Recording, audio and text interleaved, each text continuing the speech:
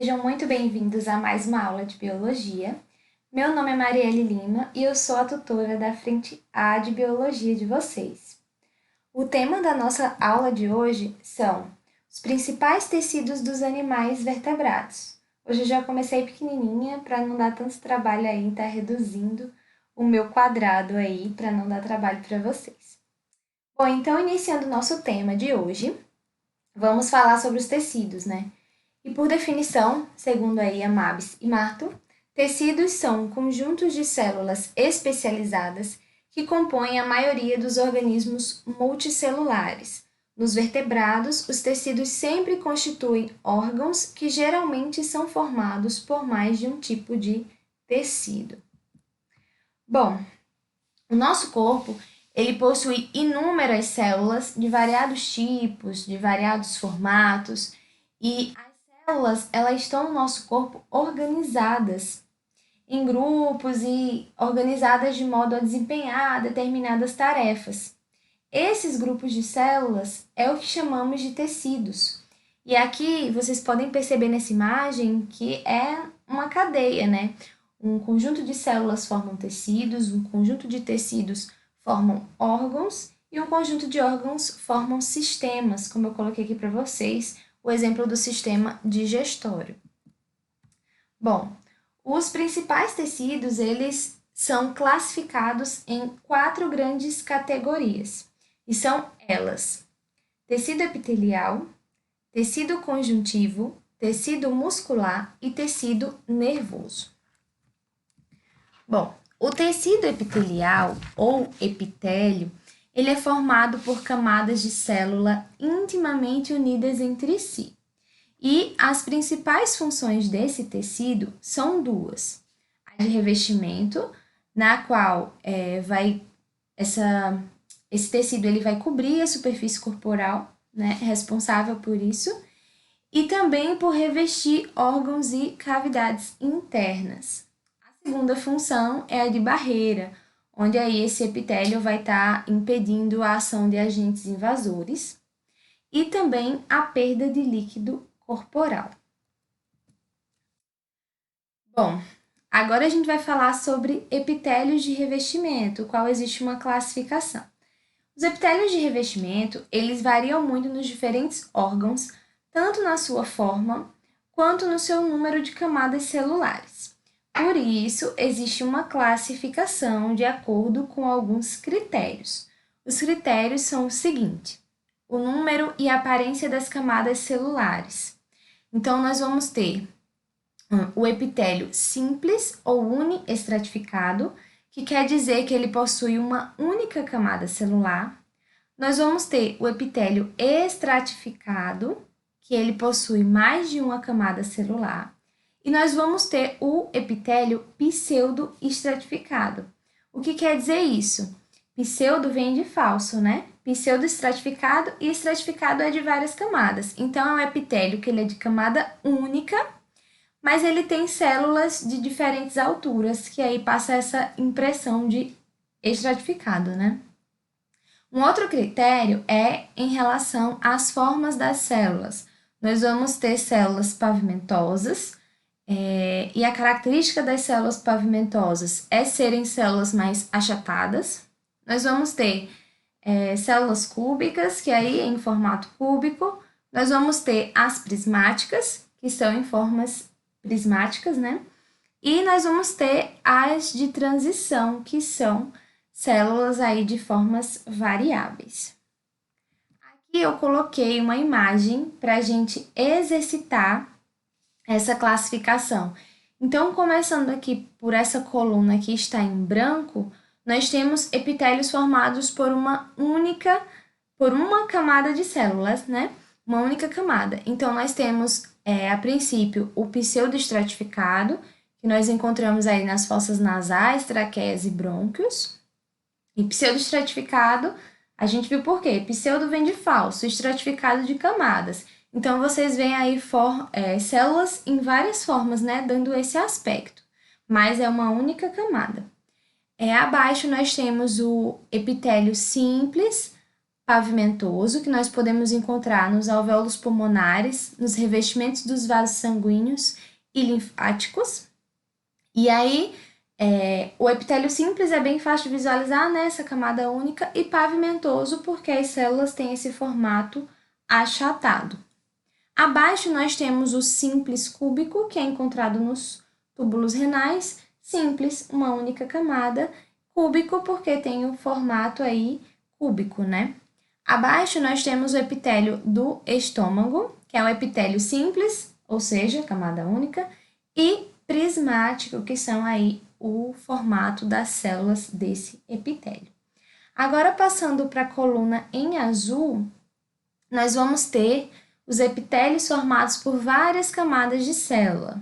Então, nós estamos falando de um epitélio estratificado. E aqui nós vemos a primeira imagem, né, de cima para baixo, o epitélio estratificado pavimentoso. Estratificado, várias camadas, pavimentoso, que é o formato das células mais achatadas.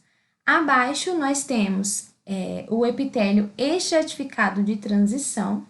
E de transição, vocês lembram? Que são células em várias formas, né? Não segue um padrão.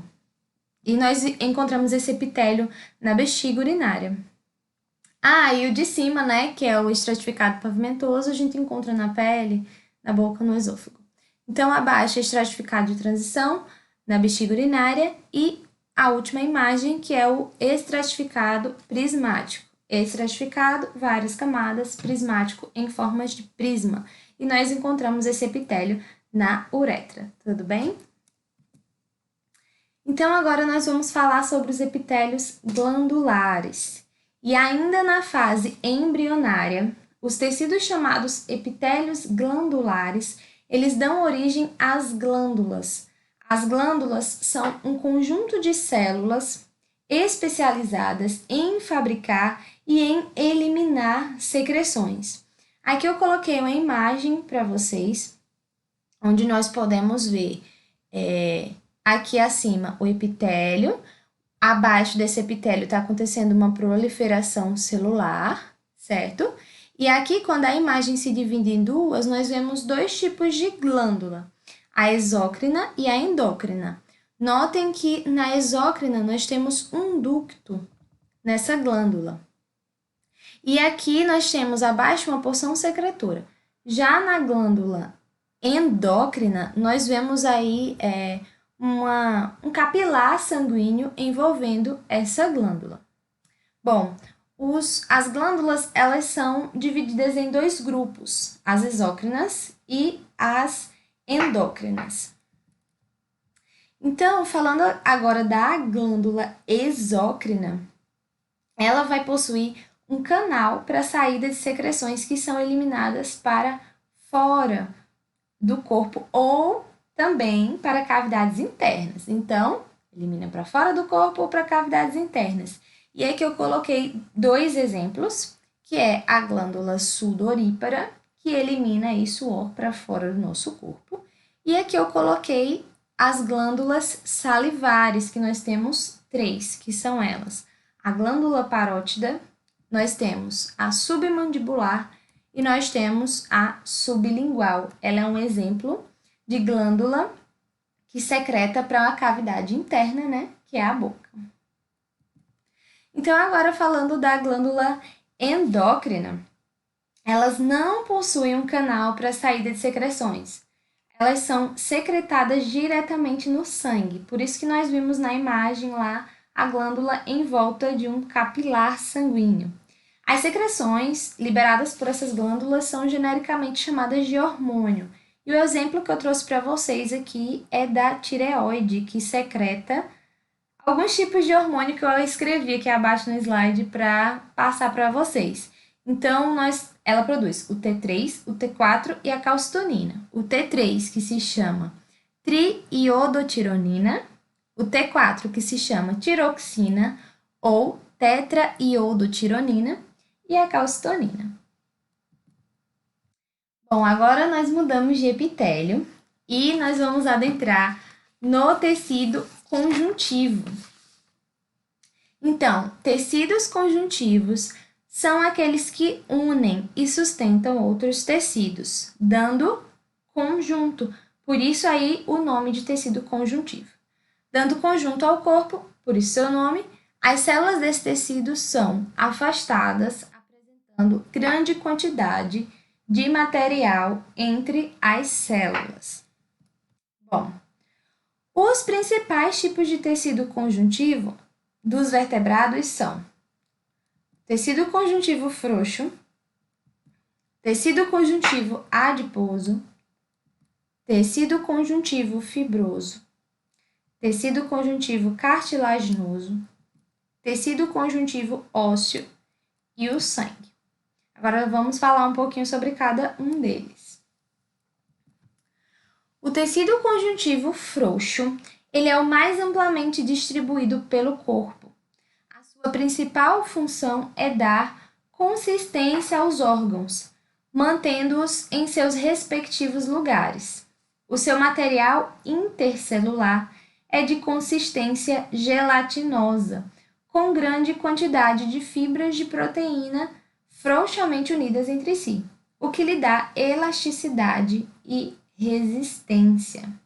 As principais células desse tipo de tecido conjuntivo são os fibroblastos e os mastócitos, macrófagos, né?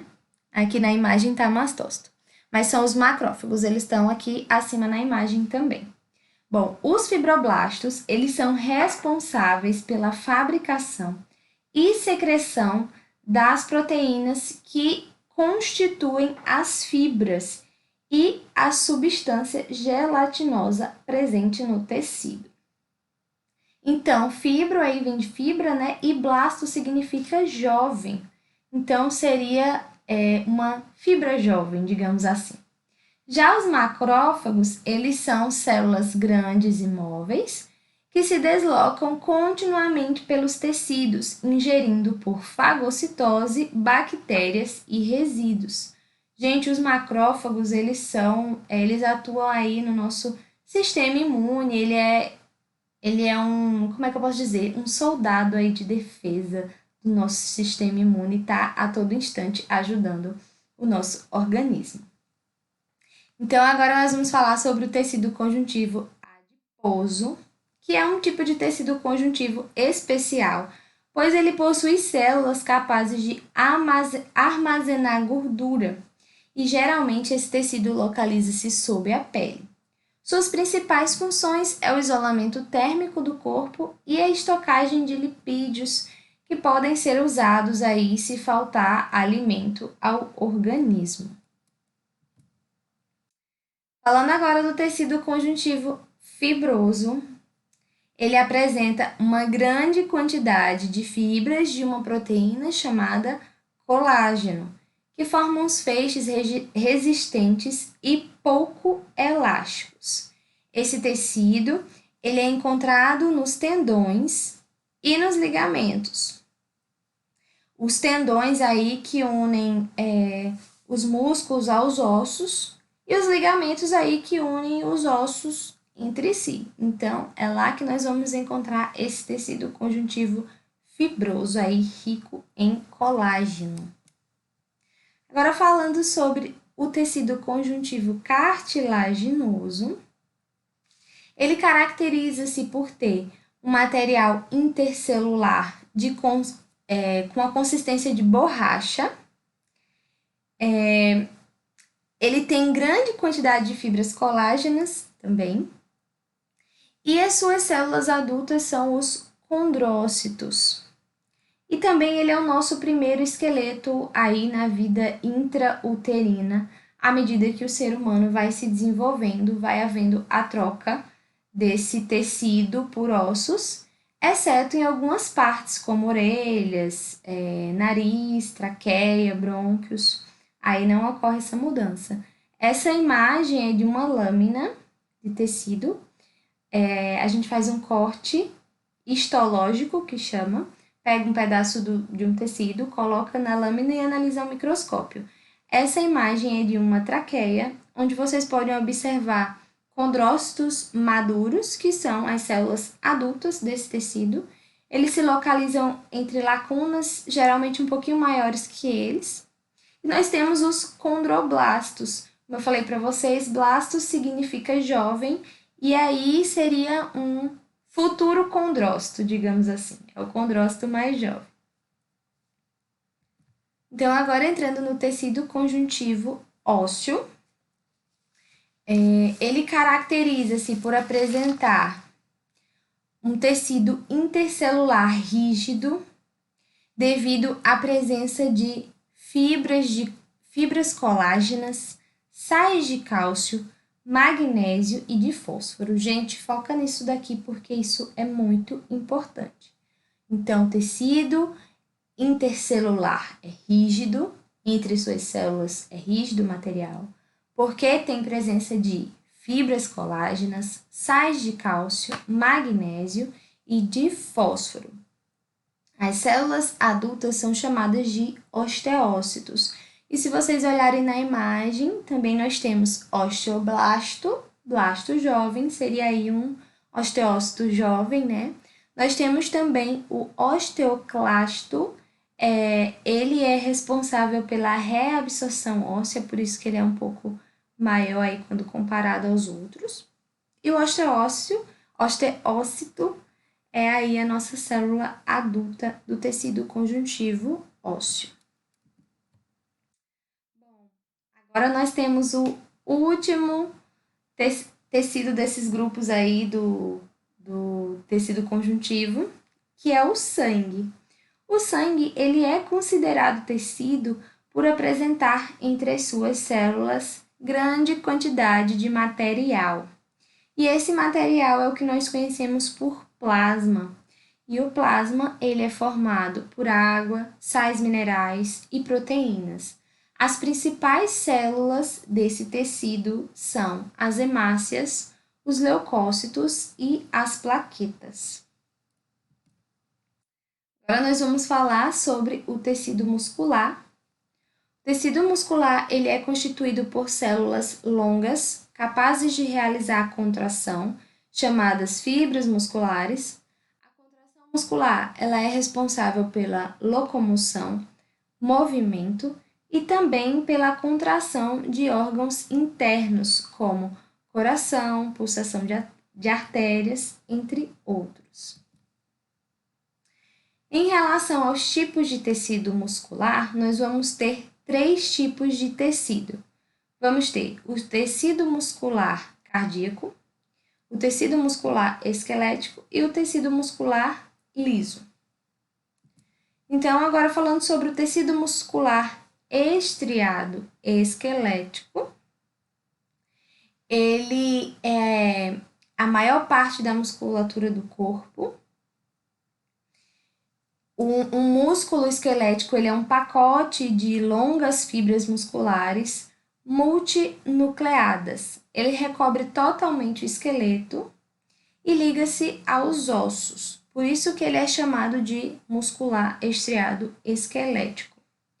O citoplasma das fibras musculares é quase preenchida por finíssimos filamentos contráteis de proteína, que são chamadas de miofibrilas. E esse tecido muscular é chamado de estriado porque ele apresenta estrias ou faixas transversais ao longo do seu comprimento. Agora falando sobre o tecido muscular estriado cardíaco, ele é encontrado apenas no coração. Isso é importante, apenas no coração. Eles também apresentam estrias transversais. E as fibras musculares cardíacas, elas vão se diferenciar em relação ao tecido muscular estriado esquelético por causa das fibras esqueléticas, que no caso do tecido cardíaco, ela vai ser uninucleada. Já no tecido muscular estriado esquelético, ela é multinucleada, ou seja, suas células possuem um único núcleo. E agora falando sobre o tecido muscular liso, ele é presente em órgãos viscerais, como estômago, intestino e útero. Sua denominação deve ao fato de ser formado por fibras curtas, com extremidades afiladas e sem estrias transversais. Esse tecido também está presente aí nas paredes dos vasos sanguíneos. Calma, gente, está acabando. Vamos entrar agora no último tecido e nós vamos falar sobre o tecido nervoso. Bom, uma característica típica dos animais é reagir rapidamente aos estímulos ambientais, embora sejam os músculos que respondem aos estímulos. É o tecido nervoso o responsável por sua recepção e pela escolha da resposta mais adequada à situação. Então, o tecido nervoso ele é constituído aí pela célula nervosa, né, que é o neurônio. O neurônio é uma célula altamente especializada e ela possui 3 partes fundamentais. O corpo celular, onde o corpo celular é a porção mais volumosa da célula nervosa. Ela contém o núcleo e a maior parte das estruturas citoplasmáticas. Já os dendritos, eles são prolongamentos filamentosos do corpo celular, semelhantes a antenas ramificadas. É por meio dos dendritos que o corpo celular capta estímulos do meio e de outras células. Já o axônio, ele é mais longo que os dendritos e sua função é conduzir impulsos até músculos, glândulas ou outras células nervosas. Nós também temos as células da glia, células acessórias. Elas vão aí dar suporte mecânico, proteção e nutrição à rede de neurônios que constitui o sistema nervoso. Na imagem vocês podem observar o neurônio, né, em amarelo, onde nós temos aqui as ramificações, que são os dendritos. Nós temos aqui essa porção maior, que é o axônio, ela está envolvida aqui pela bainha de mielina, que é formada pelas células de Schwann. Aqui vocês podem ver os dendritos se comunicando, onde está acontecendo uma sinapse. E aqui, nessas imagens coloridas, são as células da glia, as células acessórias. E daí nós temos os astrócitos, nós temos microglia, e entre outras. Aqui nessa imagem é um resumo do que seria essa rede aí do sistema nervoso, né, com sua célula principal e suas células acessórias. Então, eu trouxe para vocês aqui uma questão do Enem de 2019. Essa foi a questão mais recente que eu encontrei. Eu vi outras também, mas imaginei que a aula fosse ficar muito prolongada. Eu trago para vocês aqui um resumo, mas é muito detalhe, ela é muito extensa, tem muitos tópicos, e eu fiquei com receio de embaralhar um pouco a cabeça de vocês. Então, eu trouxe aqui a questão de 2019. E, gente, eu quero contar um segredo para vocês. Eu só pego questões da prova amarela, tá? Se vocês forem baixar lá o caderno no site do INEP, vocês vão ver que a questão 99 é do caderno amarelo, que é o meu caderno do Enem da sorte. Então, aqui, como eu já falei para vocês anteriormente, quando vocês estiverem fazendo prova, leiam primeiro o que pede para depois ler o anunciado. E aqui vamos ler junto comigo. Ao entrar numa cadeia alimentar da qual o homem faz parte, em qual tecido do organismo humano o estrôncio 90 será acumulado predominantemente? Então, só lendo aqui o que pede a questão, a gente já imagina que seja algo ligado à radioatividade. Estrôncio 90 não é um nome tão comum que a gente escuta tanto, mas Pela sua conformação aí, a gente remete a algo radioativo. E em qual tecido do organismo humano essa substância, o estrôncio 90, será acumulado predominantemente, ou seja, em maior quantidade. É isso que ele quer saber. E agora a gente vai buscar no enunciado qual tecido é esse. Vamos ver se o enunciado ajuda. Bom, a poluição radioativa compreende mais de 200 nuclídeos, sendo que, do ponto de vista de impacto ambiental, destacam-se o césio 137 e o estrôncio 90. A maior contribuição de radionuclídeos antropogênicos no meio marinho ocorreu durante as décadas de 1950 e 1960, como resultado dos testes nucleares realizados na atmosfera. O estrôncio 90 pode se acumular nos organismos vivos. Bom, até antes dessa frase era só encheção de linguiça, né? Então aqui a gente já abre mais o olho. Pode se acumular nos organismos vivos e em cadeias alimentares. E, em razão de sua semelhança química, pode participar no equilíbrio com carbonato e substituir o cálcio em diversos processos biológicos. Gente, o enunciado, na verdade, ele deu a questão para a gente, né? Ele deu a resposta para a gente. Claro que você precisa de um conhecimento prévio, mas não aprofundado, porque aqui, a gente conhecendo as características dos tecidos, quando ele fala, pode participar no equilíbrio com carbonato e substituir o cálcio em diversos processos biológicos. Em qual dos tecidos que a gente estudou hoje, o cálcio, ele aparece, sim, de forma bastante expressiva. Então, se a gente voltar aqui no slide, tecido conjuntivo ósseo, presença de fibras colágenas, sais de cálcio, magnésio e de fósforo. Então, o cálcio, ele é mais presente no tecido ósseo, e aí a gente fica com a letra E como resposta. Essa foi facinha, né? Mamão com açúcar, certeza que vocês iam tirar de letra essa questão. Eu gostei da elaboração dela, não é uma questão difícil, é uma questão fácil, só precisa de interpretação e um pouquinho de atenção, porque a resposta já estava no enunciado. Então é isso, gente. Essas são as minhas referências da aula de hoje.